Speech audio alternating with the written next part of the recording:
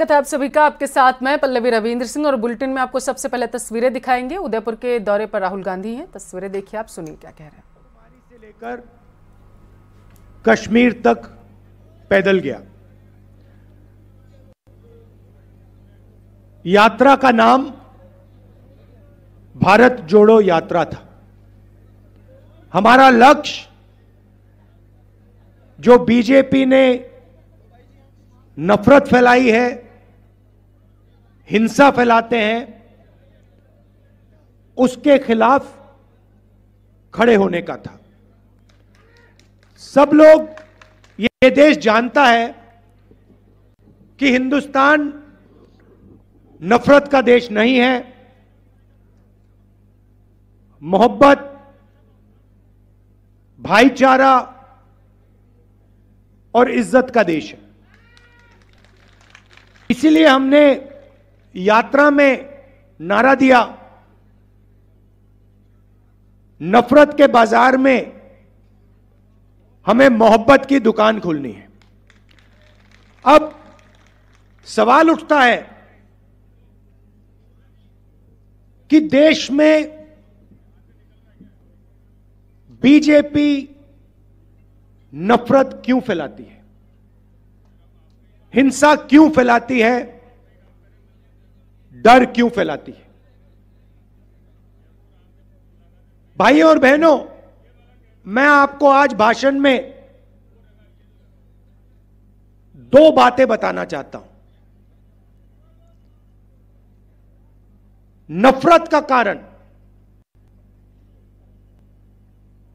बेरोजगारी और महंगाई है। बीजेपी का सिस्टम आपका ध्यान बेरोजगारी और महंगाई से हटाने के लिए नफरत पे ले जाता है। बीजेपी का लक्ष्य, आरएसएस का लक्ष्य कि हिंदुस्तान के गरीब लोगों को, मजदूरों को, किसानों को, छोटे व्यापारियों को, आदिवासियों को, दलितों को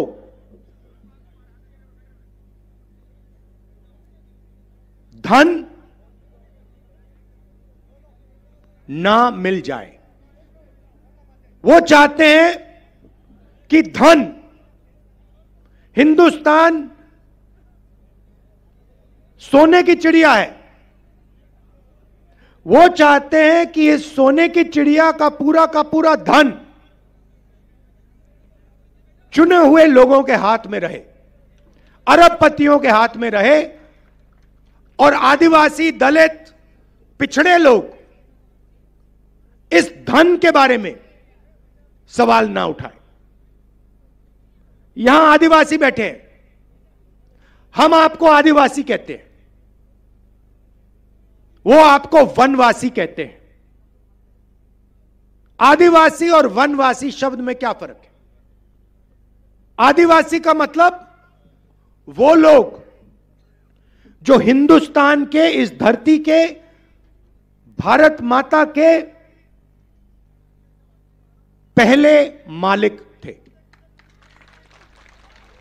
बात समझिए, बात समझिए। इस देश में जो भी जमीन है, जो भी जल है, जो भी जंगल है,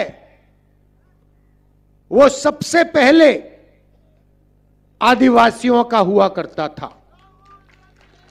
अब इस शब्द के अंदर बहुत कुछ छुपा हुआ है। अगर हम आपको आदिवासी कहते हैं और अगर हम इस बात को मानते हैं कि आप इस देश के पहले मालिक हो, तो हमें आपको जमीन का, जल का, जंगल का अधिकार देना पड़ेगा। बीजेपी ने नया शब्द निकाला,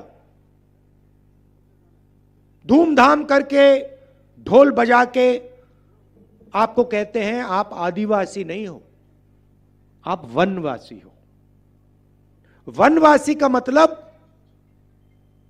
वो लोग जो जंगल में रहते हैं। भाई और बहनों, वनवासी के कोई अधिकार नहीं है।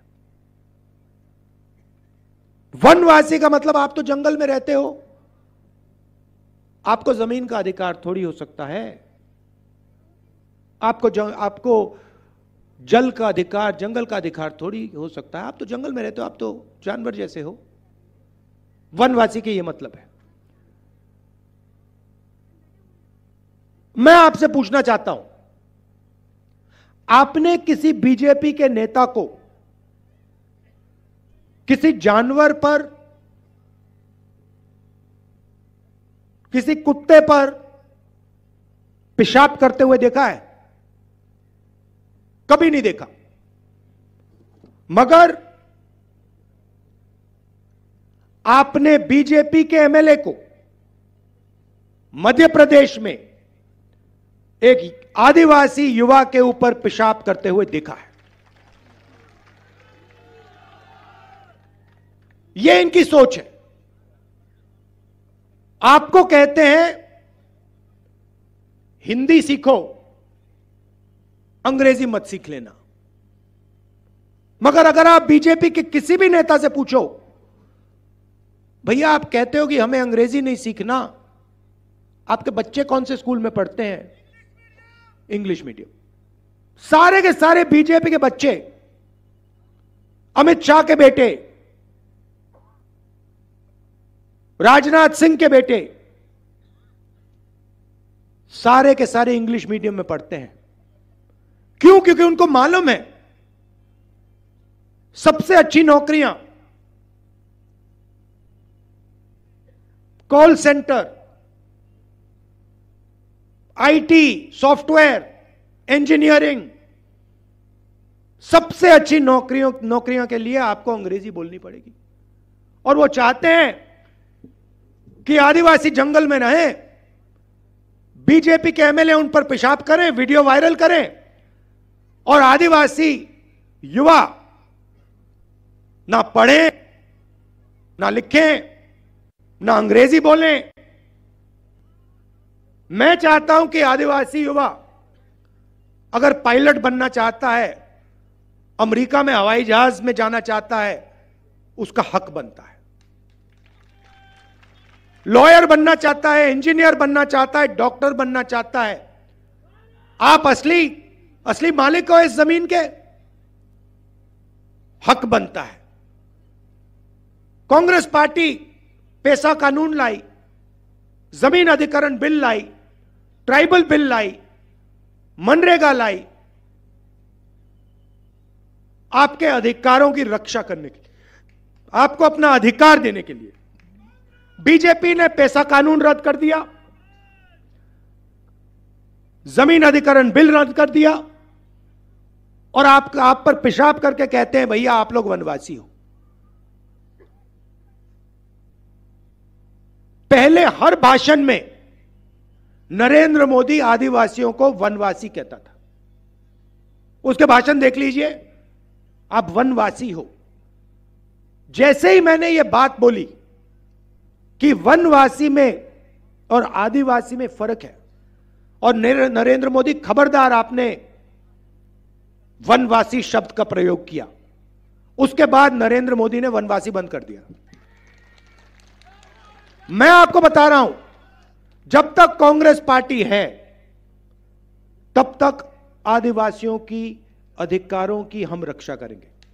आपके साथ खड़े होके आपके बच्चों को शिक्षा दिलवाएंगे, फ्री में स्वास्थ्य दिलवाएंगे, मुफ्त में स्वास्थ्य दिलवाएंगे, और आपका जो जमीन पर, जंगल पर, जल पर हक बनता है वो आपको दिलवाएंगे।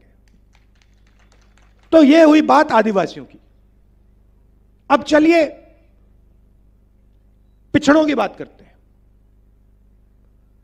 देश में कम से कम 50% पिछड़े लोग हैं। ऑफिशियल रिकॉर्ड नहीं है, मगर लोग जानते हैं कि कम से कम 50% आबादी पिछड़ों की है। जिस दिन मैंने कहा, पार्लियामेंट हाउस में मैंने भाषण दिया और मैंने कहा कि देखिए, अगर हम पिछड़ों को, आदिवासियों को, दलितों को, गरीब जनरल कास्ट के लोगों को भागीदारी देना चाहते हैं, देश में अधिकार देना चाहते हैं, तो हमें दो चीजें पहले पता लगानी पड़ेंगी। सबसे पहले, किसकी कितनी आबादी है, आदिवासी कितने, दलित कितने, ओबीसी कितने, जनरल कास्ट के लोग कितने। सबसे पहले जाति जनगणना की जरूरत है। अगर हम अधिकार की बात कर रहे हैं, भागीदारी की बात कर रहे हैं, तो कितने लोग कौन सी जात के, कौन से समाज के हैं, वो तो पता लगाना ही पड़ेगा। इसको हम जाति जनगणना कहते हैं। और दूसरा सवाल, हिंदुस्तान का जो धन है, सोने की चिड़िया का धन है, उसका कितना भाग आदिवासियों के पास है, कितना जनरल कास्ट के पास, कितना ओबीसी के पास, कितना दलितों के पास, यह पता लगाना पड़ेगा। इसके बिना देश आगे जा ही नहीं सकता। इसके बिना भागीदारी की बात करना बिल्कुल खोखला है। अगर हमें यह नहीं मालूम कि कितना धन किसके पास है और किसकी कितनी आबादी है, तो भागीदारी की बात कैसे करेंगे। तो मैंने पार्लियामेंट में साफ कहा कि भैया, पहला कदम देश का एक्सरे करना है। जैसे किसी को चोट लगती है, डॉक्टर के पास जाते हैं, कहते हैं भैया एक्सरे कराओ, टांग टूटी नहीं टूटी, हाथ टूटा नहीं टूटा। अब लोगों को दर्द हो रहा है, देश में आदिवासियों को, दलितों को, पिछड़ों को दर्द हो रहा है, लोगों को समझ नहीं आ रही बात, दर्द क्यों हो रहा है। इसलिए जाति जनगणना देश का एक्सरे है, यह पहला कदम है। अब मैंने यह पार्लियामेंट में बोला, नरेंद्र मोदी जी जाति जनगणना करिए। यूपीए के समय हमने आंकड़े निकाले थे, देश को दिखा दीजिए। उस दिन के बाद नरेंद्र मोदी जी के भाषण बिल्कुल बदल गए। पहले यहां राजस्थान में आते थे, मध्य प्रदेश में जाते थे, छत्तीसगढ़ में जाते थे, कहते थे मैं ओबीसी हूं, मैं ओबीसी हूं। हर भाषण में 10-15 बार मैं ओबीसी हूं, मैं ओबीसी हूं। जिस दिन मैंने जाति जनगणना की बात की, जिस दिन मैंने कहा कि ओबीसी की आबादी कितनी है, उस दिन के बाद नरेंद्र मोदी कहते हैं, भाइयों और बहनों, हिंदुस्तान में एक ही जात है, गरीब। हिंदुस्तान में ना ओबीसी, ना आदिवासी, ना दलित, सिर्फ एक जात, गरीब। एक बात उन्होंने नहीं कही कि अगर एक जात गरीब है तो दूसरी जात अरबपतियों की भी है, अदानी अंबानी की है, उनकी स्पेशल जात है। ओबीसी शब्द भूल गए। चुनाव लड़ना है तो मैं ओबीसी, भागीदारी देनी है तो एक ही जात, गरीब। अब मैं आपको आंकड़े देता हूं और इनको आप अच्छी तरह सुनिए, क्योंकि इससे आपको पूरा का पूरा हिंदुस्तान और आपसे कैसे और कितनी चोरी हो रही है वो समझ आ जाएगी। अब अच्छी तरह सुनिए।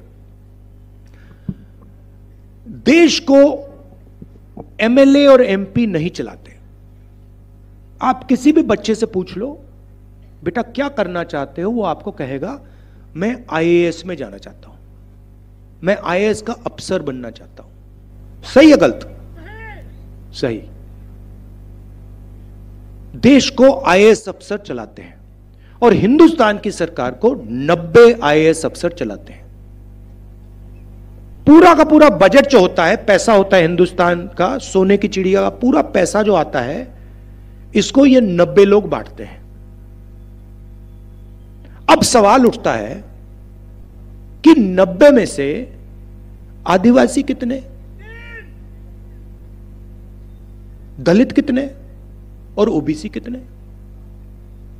अगर हम कहते हैं कि आदिवासियों की भागीदारी है, दलितों की भागीदारी है, पिछड़ों की भागीदारी है, तो इन 90 लोगों में से आबादी जितने अफसर हर जात के होने चाहिए। सही? अब मजे की बात सुनिए, 90 में से 3 अफसर पिछड़ी जात के हैं, मतलब पिछड़ों की आबादी 50%, मतलब कम से कम 45 होने चाहिए, और हैं कितने? 3। अच्छा, अगर 3 अफसरों के हाथ में बड़े बड़े मंत्रालय होते तो अलग बात, मगर ये जो 3 ओबीसी अफसर हैं एक कोने में बैठे रहते हैं। इनका बजट पर कोई कंट्रोल नहीं। अगर हिंदुस्तान की सरकार 100 रुपए खर्च करती है तो पिछड़े अफसर 5 रुपए पर निर्णय लेते हैं। तो नरेंद्र मोदी के ये जो शब्द हैं कि ओबीसी सरकारी खोखले हैं, और वो जाति जनगणना इसलिए नहीं कराना चाहते कि देश के ओबीसी को पता लग जाए, देश के युवाओं को पता लग जाए कि भैया हमारी आबादी तो 50% है। आबादी 50% और अफसर 3, 90 अफसर पूरा का पूरा बजट बांटते हैं। राजस्थान को कितना पैसा मिलता है, स्वास्थ्य में कितना जाता है, शिक्षा में कितना जाता है, आर्मी में कितना जाता है, ये 90 लोग तय करते हैं दिल्ली में। इसमें से 3 ओबीसी। कैसे हुई ओबीसी की सरकार? अब यहां जो पिछड़े युवा हैं, आपके दिल में थोड़ा गुस्सा आया होगा, ये तो हमारा बेवकूफ बना रहे हैं। मगर ठहरिए, क्योंकि मैं अभी आदिवासियों की बात करना चाहता हूं। पिछड़े हैं 3,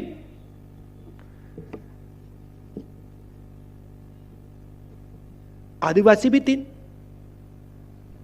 मगर फर्क क्या है?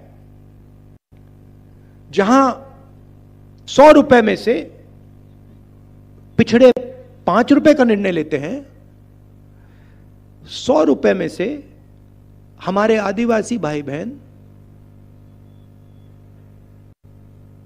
10 पैसे का निर्णय लेते हैं।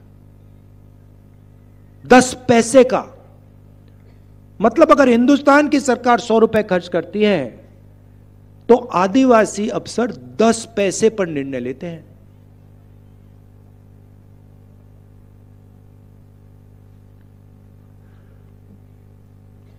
उनके स्कीम की बात करता हूं, नरेंद्र मोदी की स्कीम की बात करता हूं।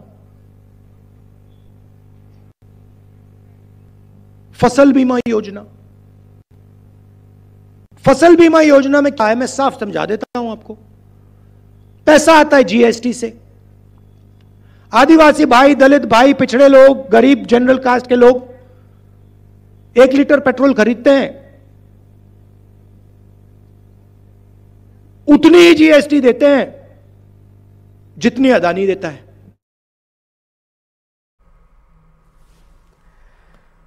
तो कांग्रेस प्रत्याशी के समर्थन में राहुल गांधी वल्लभनगर, उदयपुर में सभा कर रहे हैं। बताते चले कि इस दौरान वो केंद्र सरकार पर जमकर बरसते हुए नजर आए हैं। उन्होंने कहा है कि बीजेपी शासित राज्यों में आदिवासियों के साथ अत्याचार हो रहा है और जो बीजेपी है वो आदिवासियों को वनवासी कहकर बुलाती है। इसका मतलब बीजेपी नहीं चाहती है कि जमीन की जो बात आदिवासियों को द्वारा की जाती है और जल की जो बात आदिवासियों के द्वारा की जाती है कि उनका हक है और उन्हें मिले, तो वनवासी का मतलब हुआ कि वन में रहने वाले लोग। तो राहुल गांधी ने कहा है कि इसलिए बीजेपी चाहती है, उनकी मंशा ये है कि वन में रहने वालों को इन चीजों से वंचित रखा जाए। बताते चले कि हाल ही में जो मध्य प्रदेश में पेशाब कांड हुआ था तो उसको लेकर के भी राहुल गांधी हमलावर दिखे।